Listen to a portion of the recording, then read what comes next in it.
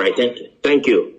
First of all, I started this on Twitter, but Twitter, they are restricting me. I want to first of all say, you can follow me on Twitter with the name Boris Moro, Boris Moro. Hello. So the whole scenario is that President Muhammadu Buhari, he died on the 19th of February. On the 19th of February, please, those analysts, if you can take notes, take pen and your paper and note these things down. Note them down carefully. I'll be giving a specific things here, specific details right now. Okay, number one, President Muhammadu Buhari died on the 19th of February, the year 2017. He died in Newcastle, in Freeman Hospital, Newcastle. He died as a result of heart problem, heart disease, which the Nigeria presidency failed to disclose. On the 19th of February, I was in London. By the special grace of God, I'm a journalist. I work with one of the Nigeria broadcasting station and one of the leading Nigeria broadcasting stations. So I covered the event in London. He died in Freeman Hospital, Newcastle. I was there. I covered the event. Then, you know, Muslim, they don't embalm people. So on the 20th of February, he was flew in to Saudi Arabia where he was buried. I was there live and I covered the event where Aisha Buhari put on white attire. I think you are with me. Go ahead. So where Aisha Buhari put on white attire and the children. Can you pause a bit? And let me remind Nigerians and the entire world that this event he said he covered. He have the video. He have the video. I do. Go ahead. I have all the video.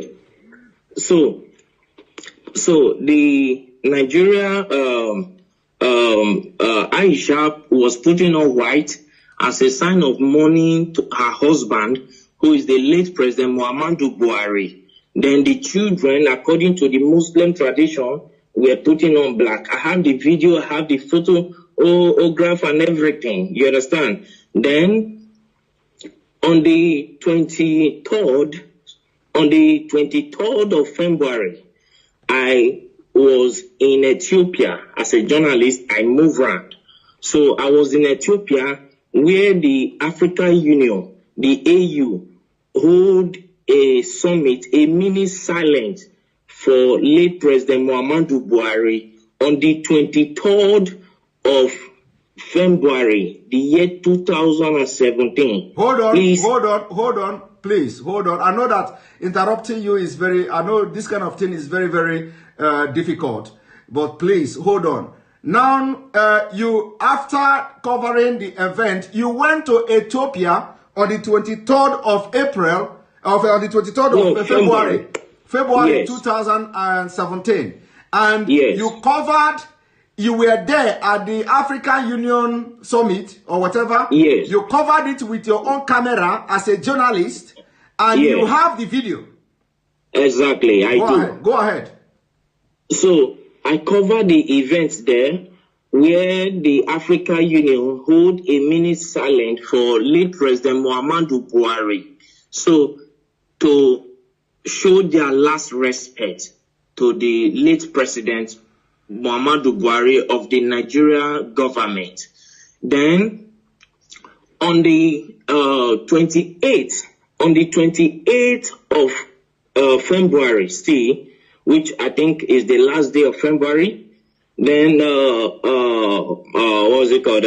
Queen Elizabeth gave a condolence statement to the Nigeria government in respect of late President Muhammadu Buhari, and which went viral. Yes. So all of these, the Nigeria government led by late Abakari and with the Kaaba swept under the carpet for selfish and greed reasons. Then on the 2nd of March, Eric Joyce, the ex-British lawmaker, ex-British lawmaker, he issued a statement, a condolence statement to Nigeria for the loss of her president. Are you with me, sir? Yes. Then they swept it under carpet, and the man got angry and came out to say that President Muhammadu Buhari is dead. If President Muhammadu Buhari if they think he is lying, that they should come out to challenge him. You understand what I'm saying now? Yes, they should come out to challenge him in the court of law, that he will come out with every evidence to prove that Muhammadu Buhari is dead. As I talk to you, since 2017, till this minute, nobody from the Nigerian government all across the nations of the earth came up to challenge Eric Joyce, the ex-British lawmaker.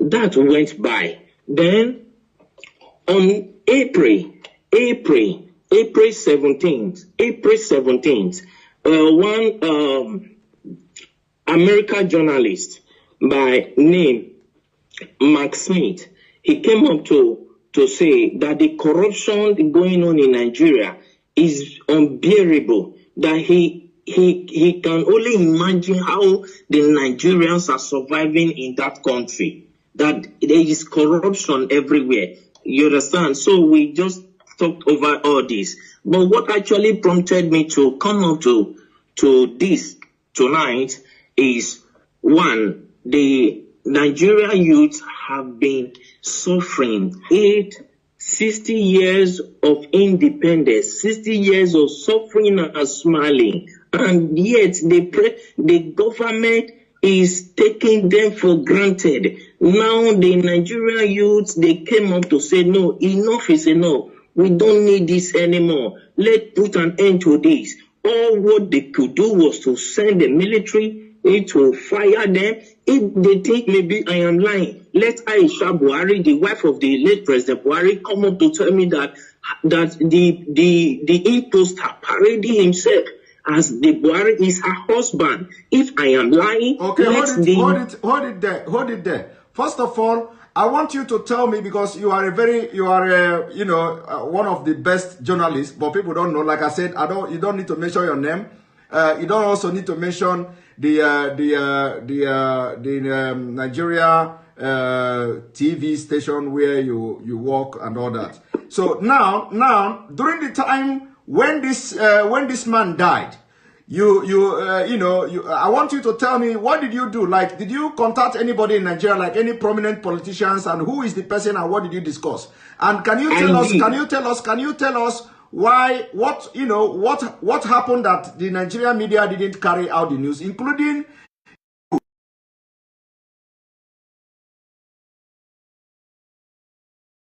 fortunate that Abakari is dead.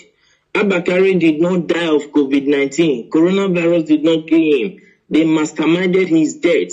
That is number one. I have proof for everything I'm saying, because I am a media personnel, and for me to say whatever thing, I know I can prove it anywhere on the earth. You understand what I'm saying? First and foremost, when after that we came to Nigeria and we tried to publish the news. Let me state categorically, I don't want to mention the name of the broadcasting this thing I work with. Don't mention it. Our firm was suspended by the National Broadcasting Commission, NBC, National Broadcasting Commission, suspended our firm, broadcasting station from airing because we carried the news. Because then you were, apart from that, because they know, they have information that you were there. You were there, yeah, and you followed everything. So when you came to Nigeria, they suspended you from, they suspended your fame. So I'm coming to that, sir. Coming to that, sir. Let's not rush it. Abakari called me to Aso Rock. You understand what I'm saying? Yes. So I flew into Abuja to go and see him, and he told me that if I can keep quiet, that my safety to be alive will be guaranteed, and for my generation to come, no, we suffer again as a result of the bribe he was offering me. You understand what I'm saying? Yes. So I told him accepting bribe is not the problem, but my conscience will judge me till I die. Yes. So I cannot do that. And to God who made me, I'm saying this categorically, and God Almighty is my witness. I did not take a dime from him. So I left. Then I called Bola Tinubu Asiwaju, the Lagos State richest man on earth. Let me use the word. So I called him on his MTN line. I can call the line now, the MTN line that I use in reaching him. I can say it here. The number is 080-622-40104. That is the number I use in calling Bola Tinubu Asiwaju. So I called him on phone to tell him about the development, and he came up to tell me that I should shut up, I should keep quiet, and so many other trash and nonsense that he told me that at the end of the day I was suspended from my work. You understand? As a journalist. Okay, hold it there. So you called Bola Ahmed Tinubu to tell Tinubu, of course you normally call him too. This is not the first time you are calling him, by the way. We normally communicate. Okay, so you called him on this number you called now, 080-622-40104. Yes. And then he tell you to shut up and tell you a lot of things.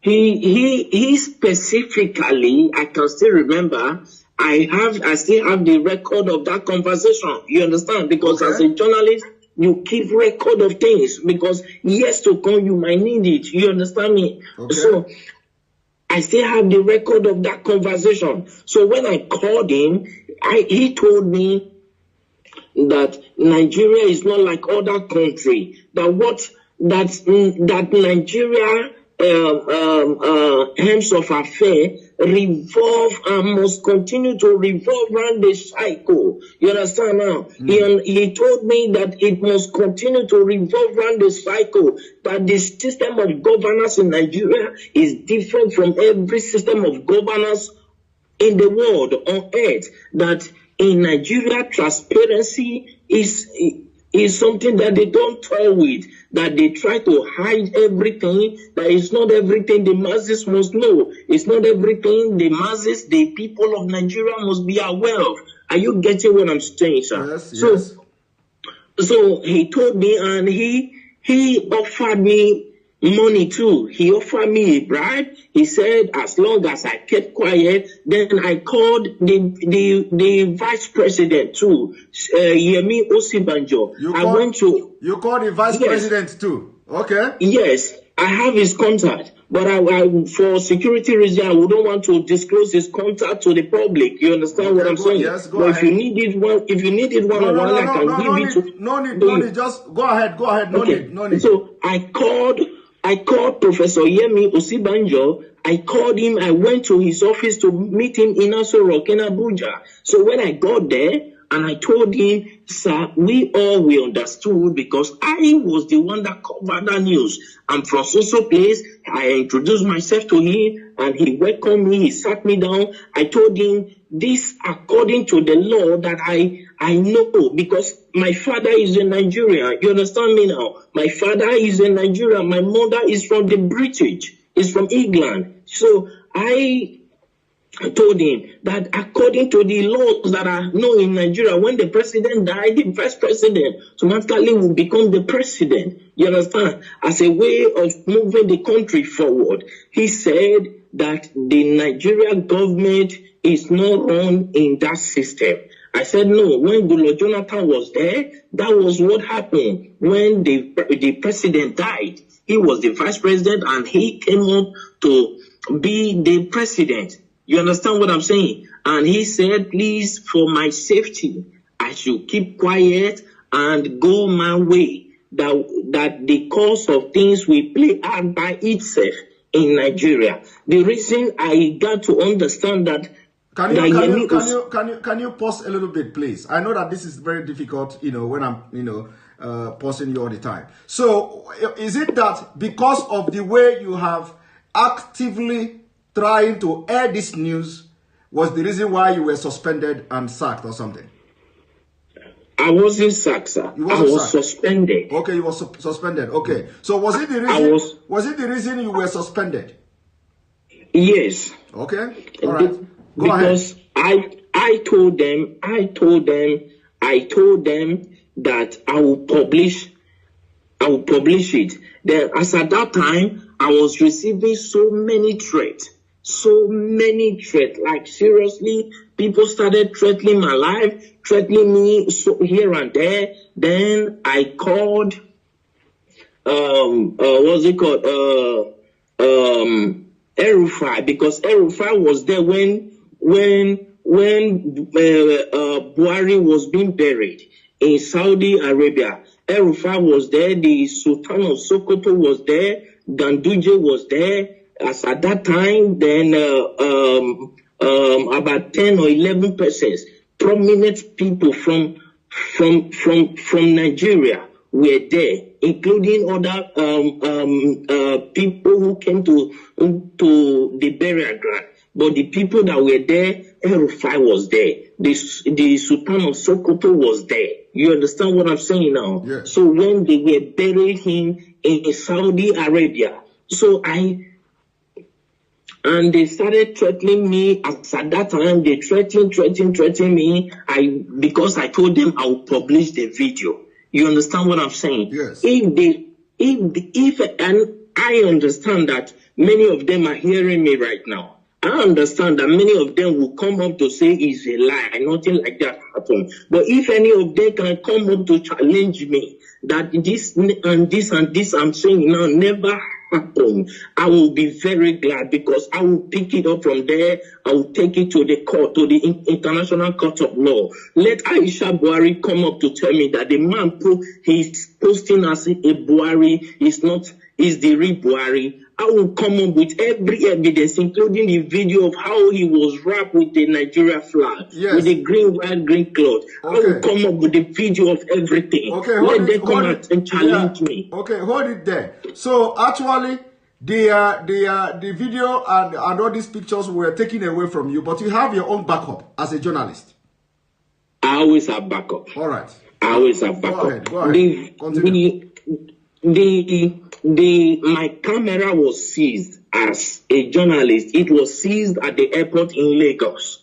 Your camera was seized at the airport as you are coming back to Nigeria? Yes, in Lagos. Okay. Till today that I'm talking to you, I've never set my eyes on that camera.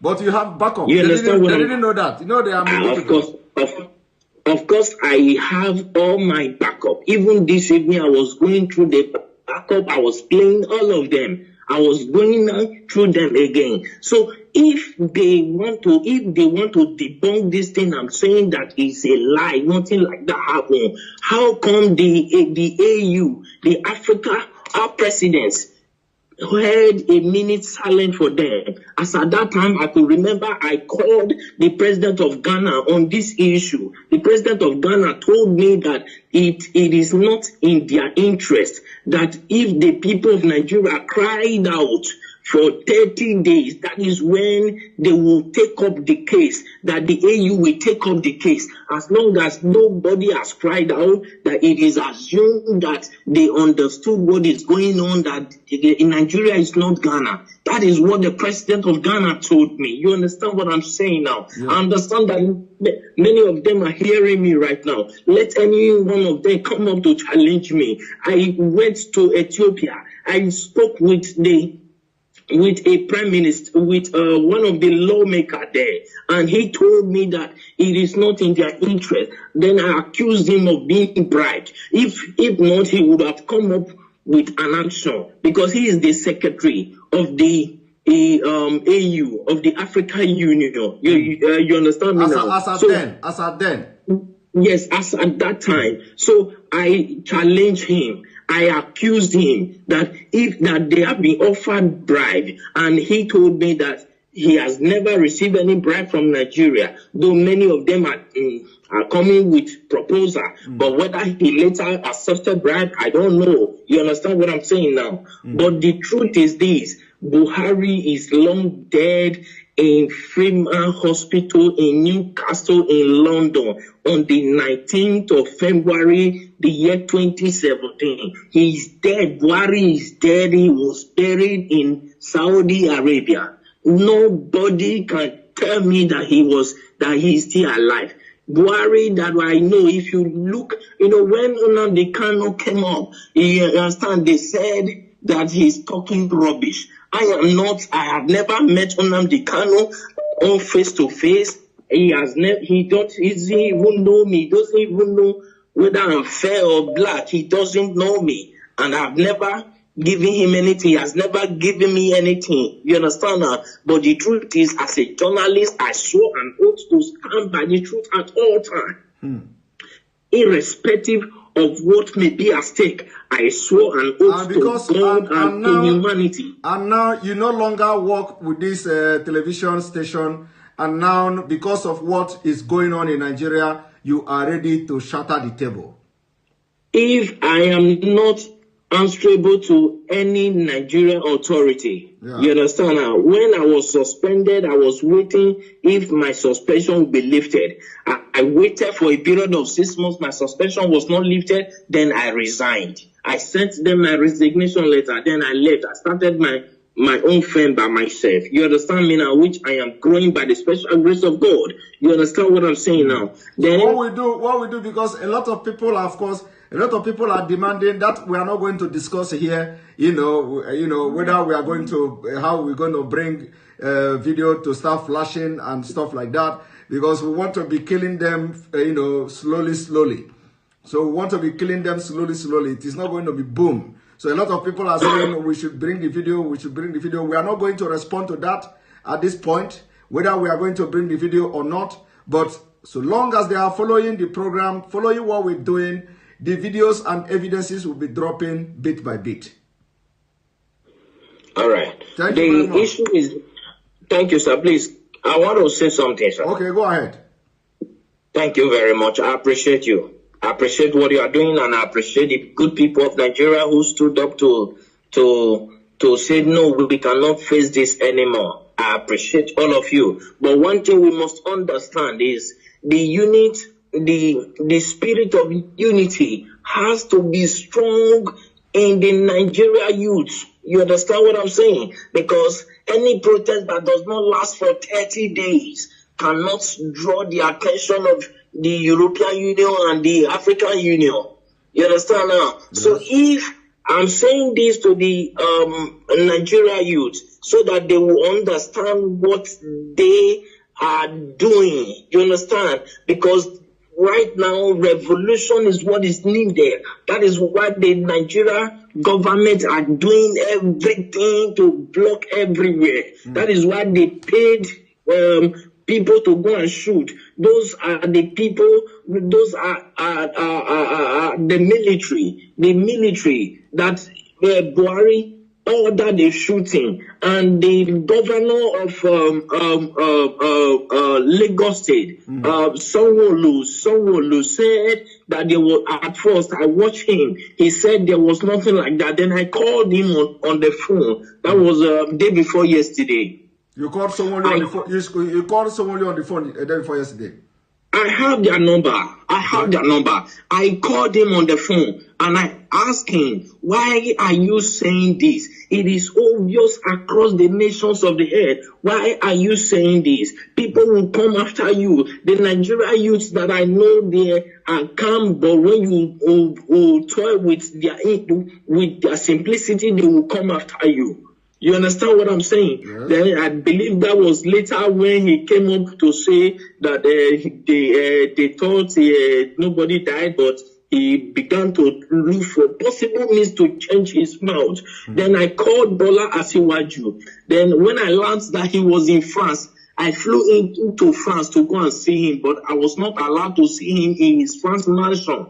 You understand? Then I called him on his phone. His phone was switched off and he couldn't attend to my call. Then I went to his LinkedIn page. Yeah, I went to his LinkedIn page to contact him. And when I contacted him, he told me that he was never the one that ordered the shooting, though he was aware of it. I was asking him, why did you order people to remove that camera? He said he was not the one, that it was the governor Sanwo-Olu that ordered them to remove it, that nobody can remove it except the governor signed it. So the governor of Lagos State, he was aware of what will happen. He was aware that soldiers were going there. He let any of them come up to say this is not true, and I will publish the voice notes, the voice recording through LinkedIn that I communicated with Asiwaju Bola Tinubu. You understand what I'm saying tonight? Yes. Thank you very much. You know, some people will be saying, "Oh, this thing is not adding up." You know, sometimes when you are in the field,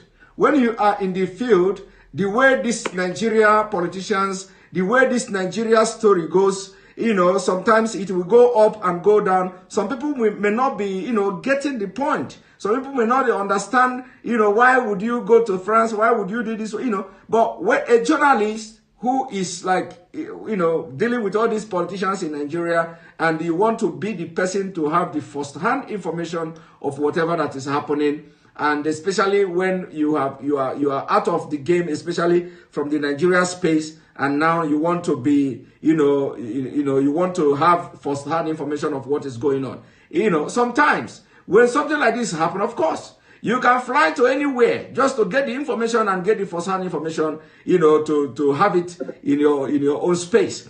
But anyway, sure. I must thank you very much.